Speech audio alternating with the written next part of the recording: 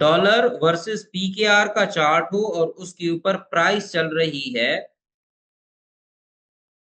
282, तो ये एक ही दिन में इसको 282 से 302 पे ले जा सकते हैं, या 282 से 262 तक ला सकते हैं। ये जो पूरे का पूरा जोन है, this is called banks manipulation. Welcome to the institutional trading concepts. मेरा नाम मोहम्मद जुबैर सुल्तान है और इस वक्त आप तमाम तर लोग प्री मेंटोरशिप सीरीज के सेशन 2 में मौजूद हैं। फाइनेंशियल मार्केट में जब भी हम ट्रेडिंग की बात करते हैं तो हमारे सामने मार्केट या तो एक सर्टेन हाई को टच करती है या फिर एक सर्टेन लो को टच करती है। तो ओवरऑल हमें नजर ये आता है कि मार्केट एक हाई और लो के दरमियान मुसलसल रिवॉल्व कर रही है। अगर हम इसको मंथली बैंड्स में देखें तो हमें ये ज्यादा बेहतर तौर पे नजर आती है। लाइक हमारे पास इस वक्त गोल्ड है, तो मैं गोल्ड को मंथली बैंड्स में ले जाता हूँ। इसका मंथली चार्ट जैसे ही ओपन करेंगे, अब इस पिक्चर को अगर हम देखें तो इस वक्त गोल्ड ने यहाँ पे इस पूरे जोन में एक सर्टेन हाई बना रखा है और इसी तरह गोल्ड ने यहाँ पे ये एक सर्टेन लो बना रखा था। तो गोल्ड की मार्केट एक सर्टेन हाई को टच करने के बाद एक लो की तरफ आती है और फिर एक हाई को टच करके इसको ब्रेकआउट दे जाती है। अब अगर हम देखें तो हमारे सामने कुछ ये एक जोन बन रहा है और एक्सपेक्टेशंस क्या है कि अब ये गोल्ड आहिस्ता आहिस्ता अपने इस जोन को वापस रीटेस्ट करने आएगा, जो कि बहुत जल्द होने वाला है।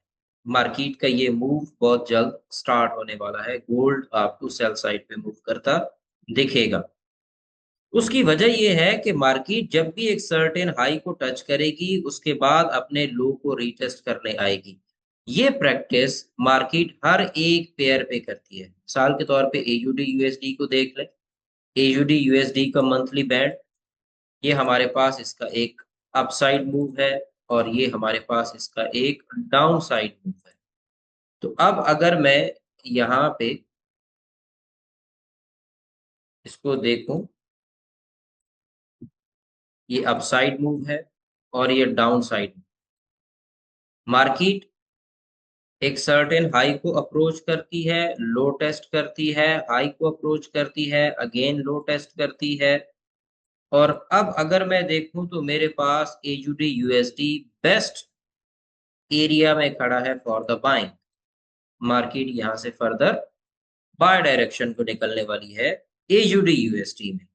इसी तरह अगर मैं नेक्स्ट करेंसी जीबीपी यूएसडी को देखता हूं तो जीबीपी यूएसडी अपने बेहतरीन बाइंग जोन के अंदर खड़ा है, क्योंकि जीबीपी यूएसडी ने ये एक लोअर बैंड बनाया हुआ है। इस लोअर बैंड में ये एक वीक अपर बैंड बनाया है और उसके साथ ये एक सर्टेन हाई है।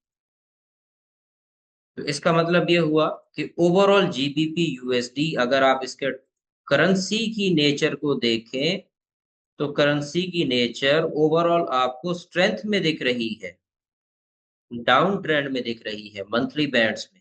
इसका मतलब ये है कि इंग्लैंड या यूके रहने के लिए बहुत बेहतर ऑप्शन है, ये हमें चार्ट बता रहा है।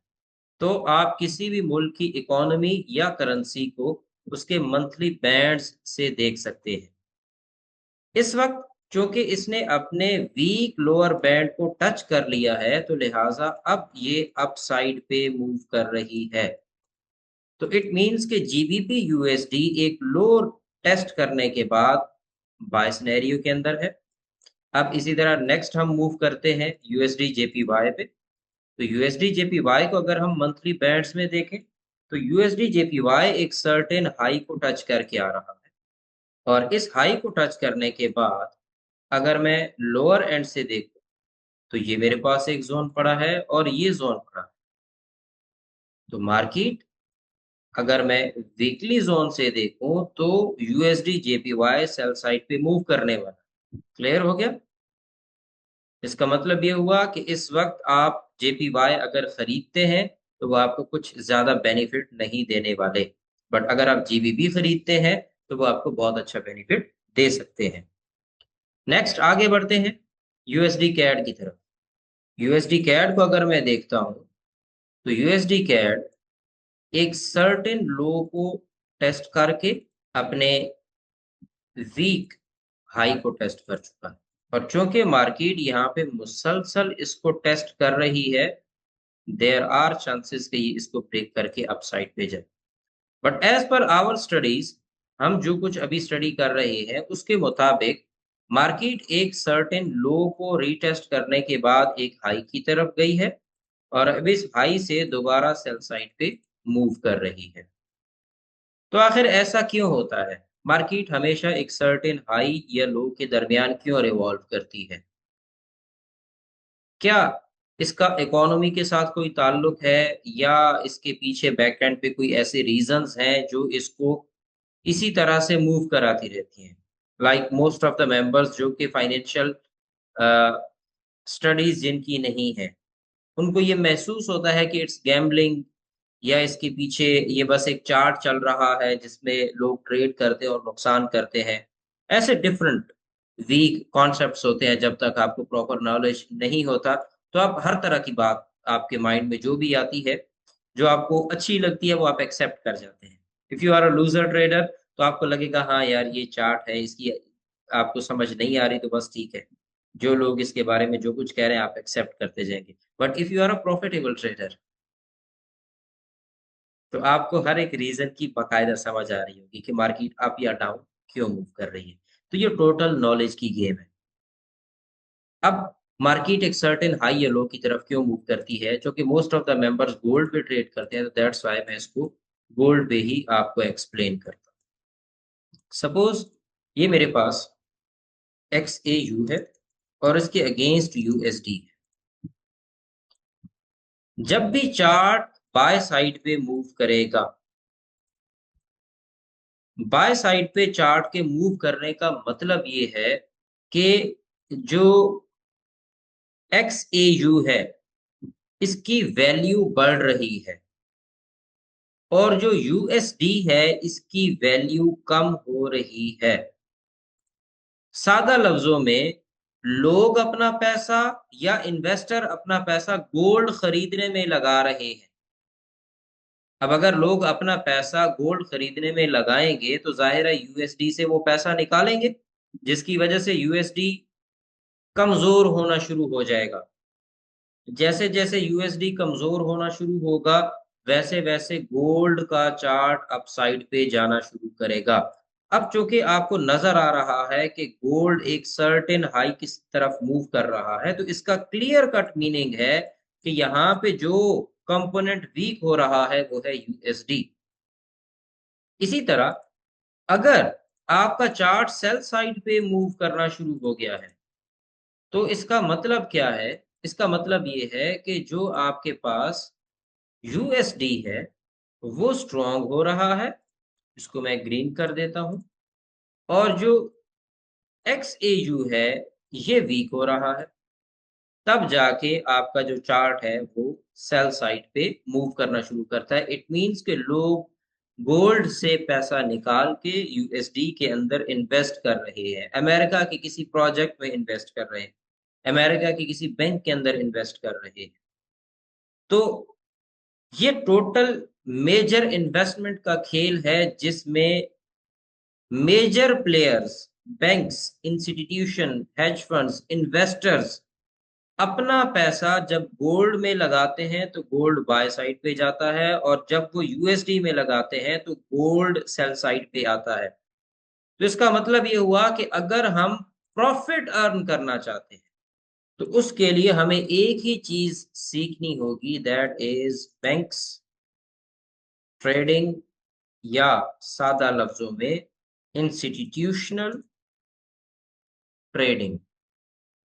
आपको प्रॉफिट तब हो सकता है जब आपको पता हो कि बैंक्स क्या कर रहे हैं, बैंक्स बाइंग कर रहे हैं या सेलिंग कर रहे हैं। क्योंकि इस मार्केट में बैंक्स अगर गोल्ड को बाय करने में पैसा लगाएंगे तो गोल्ड बाय जाएगा, और अगर आपको ये बात पता चल जाती है, समझ आ जाती है, तो फिर आपके लिए बाय करना कोई डिफिकल्ट है। इसी तरह अगर बैंक्स अपना पैसा यूएसडी के अंदर इन्वेस्ट कर रहे हैं तो गोल्ड का चार्ट सेल साइड पे मूव करेगा। और अगर आपको ये इंफॉर्मेशन किसी भी तरह से मिल जाती है, समझ आ जाती है, तो फिर आपके लिए सेल करना आसान है और प्रॉफिट करना ईज़ी है। Same with the BTC USD. अगर आप क्रिप्टो में ट्रेड करते हैं और आप बीटीसी यूएसडी के अंदर ट्रेड करना चाहते हैं, तो सेम चीज़ है। तो इसका मतलब ओवरऑल कुल खुलासा ये है कि ट्रेडिंग के अंदर आप जितना भी टेक्निकल एनालिसिस सीखते हैं या फंडामेंटल एनालिसिस सीखते हैं, इस टेक्निकल और फंडामेंटल के पीछे एक ही ऐसा फैक्टर है जो कि इसको ओवरऑल कंट्रोल कर रहा है या मैनिपुलेट कर रहा है, जो कि बैंक्स हैं। तो हम जब इसको सीखना शुरू करें, तो एक चीज के ऊपर हमने हमेशा तवज्जो देनी है कि आया हम सपोर्ट पे बिलीव कर रहे हैं या हमारी मेंटेलिटी ये है कि ये बैंक्स का लेवल है, यहाँ से वो बाय या सेल करेंगे। जैसे मंथली बैंड्स का एक लेवल मैंने आपसे शेयर किया, देखें, ये यूएसडी कैड के अंदर मैंने आपसे शेयर किया, ये आपके पास बैंक्स का लेवल है, यहाँ से बैंक्स इन्वॉल्व है। आप इस जगह के ऊपर अगर रिएक्शन कर रहे हैं या कुछ भी ट्रेड कर रहे हैं, तो आप अकॉर्डिंग टू बैंक्स या इंस्टीट्यूशनल लेवल्स पे ट्रेड कर रहे हैं। तो जब भी आप किसी सपोर्ट या रेजिस्टेंस को ट्रेड कर रहे हैं, मेक श्योर कि क्या वो आपका यूट्यूब का कॉन्सेप्ट है या वो आपका बैंक्स या इंस्टीट्यूशंस का कॉन्सेप्ट है। साइकोलॉजी क्या है ट्रेड लेने की, लॉजिक क्या है ट्रेड लेने की, that's the most important part. Okay, अब हम वापस आते हैं गोल्ड पे और कुछ इन डेप्थ मजीद हम डिस्कशन करते हैं। तो हम बात कर रहे थे कि चाहे बीटीसी हो या गोल्ड हो या कोई भी पेयर हो जिसमें हम ट्रेड करना चाहते हैं, हमें ट्रेड करने के लिए बैंक्स की तरीकाकार को फॉलो करना पड़ता है। अब इसी तरह एक सर्टेन हाई और लो बिल्ड है। इस सर्टेन हाई और लो के डिफरेंट लेवल्स होते हैं। जैसे मैंने आपके सामने मंथली बैंड्स रखे जो कि आपको overall economy of the country के बारे में गाइड कर रहे होते हैं। उसके बाद आपके पास आते हैं वीकली लेवल्स। अगर आप करेंसी ट्रेडर हैं, तो वीकली लेवल्स आपके पास बेस्ट जोन होते हैं ट्रेड को एक लंबे अरसे तक चलाने के लिए। एंड बिलीव मी, लोग ज्यादातर भागते हैं गोल्ड की तरफ, ऑयल की तरफ, बीटीसी की तरफ। आप एक मर्तबा करेंसी ट्रेडिंग से आने वाले प्रॉफिट को एक बार चख लें तो आपके लिए ये बीटीसी या गोल्ड इंपॉर्टेंस नहीं रखेगा, क्योंकि जितनी मैनिपुलेशन बीटीसी, गोल्ड, ऑयल के अंदर, सिल्वर के अंदर है, उसका 10% से भी कम आपको करेंसीज में मिलती है। तो वीकली लेवल्स आपके पास मेजर न्यूज का इम्पैक्ट रखती हैं। उसके बाद आ जाते हैं डेली लेवल्स। अच्छा, डेली लेवल्स की जब हम बात करते हैं तो ये आपके पास इंट्राडे ट्रेडिंग होती है या आप सिंपल कह लें कि जी डे ट्रेडिंग होती है। ठीक है, अब इस डे ट्रेडिंग के अंदर फर्दर हम क्या करते हैं, हम इस डे ट्रेडिंग के अंदर फर्दर आ जाते हैं स्कैल्पिंग पे या फिर स्विंग ट्रेडिंग पे। ये हमारे डेली लेवल्स में ट्रेडिंग होती है। और इसके पीछे की लॉजिक क्या है? लॉजिक ये है कि जब हम मंथली बैंड्स को ट्रेड करते हैं तो हम एक सर्टेन हाई और लो बिल्ड करते हैं। एक सर्टेन हाई और लो बिल्ड करने की वजह से मार्केट जैसे ही एक सर्टेन हाई को टच करती है, उसके बाद मार्केट ड्रॉप, अगेन टच करेगी, अगेन ड्रॉप।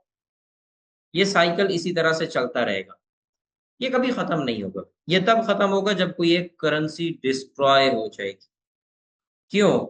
मिसाल के तौर पे आपका गोल्ड का चार्ट अप साइड पे मूव करता ही जा रहा है, ये देखें ये मूव कर रहा है। कुछ लोगों का ये ख्याल है कि ये 5000 को टच कर जाएगा, कुछ लोगों का ये ख्याल है कि जी ये आने वाले वक्तों में 10,000 को टच कर जाएगा। एक बड़ी कॉमन सेंस की बात है। आपको लगता है कि अगर ये $10,000 पर ऑन्स पे, ठीक है, यूं समझ लें कि ये जो आपके पास करंट प्राइस चल रही है 33, 32, ये जो आपके पास रेट आ रहा है ये 28 ग्राम गोल्ड का है। और 1 तोले के अंदर गालबन 11 इशारिया समथिंग, आप यूँ समझ लें कि 12 ग्राम गोल्ड होता है। तो ये 2.5 तोले गोल्ड की कीमत चल रही है। इज़ इट पॉसिबल कि आपके पास ये जो प्राइस चल रही है, ये 3000 से उठ के 10,000 पे चली जाए और अमेरिकन करेंसी फिर भी सर्वाइव करे as a super power? Is it possible? Yes और नो? क्या आपको लगता है कि अमेरिकन्स अपनी पावर को ये गोल्ड 10,000 पे भी चला जाए तो काबू में रख सकेंगे? नहीं रख सकेंगे, ठीक है? तो इसका मतलब ये है कि अब उनको इसको सेल साइड पे मूव कराने का टाइम है। यही वो रीज़न है कि जब भी कोई करेंसी किसी सर्टेन हाई को टच करती है, तो उसके बाद ड्रॉप हो जाती है। अब ये जो एक सर्टेन हाई है, इस सर्टेन हाई को टच करके मार्केट हमेशा ड्रॉप होती है। इस चीज़ के इस कॉन्सेप्ट को लेके इंट्राडे के अंदर ट्रेडिंग होती है डे लेवल्स। आज मैं पहली बार आप लोगों के साथ शेयर करने लगा हूँ। ये जो करेंसीज़ के अंदर एक सर्टेन हाई या लो डिफाइन होता है, ये प्री आप यूँ समझ लें डिटरमाइंड होता है। कैसे? मैं एक मिसाल देता हूँ। स्टेट बैंक ऑफ पाकिस्तान के पास रुपए को अगेंस्ट डॉलर कंट्रोल करने के लिए 18 से लेके 24 रुपए तक की गुंजाइश है। इस वक़्त पाकिस्तान के अंदर $1 की प्राइस है, $1 इक्वल्स टू 282 रुपीज़। इसमें आप 24 या 20 ऐसा करें कि माइनस करें, तो ये आ जाएगा 262 पे। इसका मतलब कि अगर डॉलर वर्सेस पीकेआर का चार्ट हो और उसके ऊपर प्राइस चल रही है 282, तो ये एक ही दिन में इसको 282 से 302 पे ले जा सकते हैं या 282 से 262 तक ला सकते हैं। ये जो पूरे का पूरा ज़ोन है, this is called banks manipulation. अब आपको हर एक करेंसी और उसके स्टेट बैंक की जो कैपेसिटी होती है, उसको फाइंड आउट करके आप एक दिन में मार्केट के मूव को समझते हैं कि अब मार्केट कितना मूव करेगी। जब हम बात करते हैं डे ट्रेडिंग की, तो करेंसीज़ के अंदर अगर मार्केट एक दिन में एक साथ अभी पहले 4-5 घंटे में मार्केट एक सर्टेन प्राइस को टच कर गई है, जो कि बैंक्स की कैपेसिटी थी, तो आपके लिए ये ज़ोन एक सेलिंग ज़ोन बन जाता है। यहाँ से टच करके अब इसने गिरना ही है, ठीक है? ये होती है मोमेंटम बेस्ड ट्रेडिंग।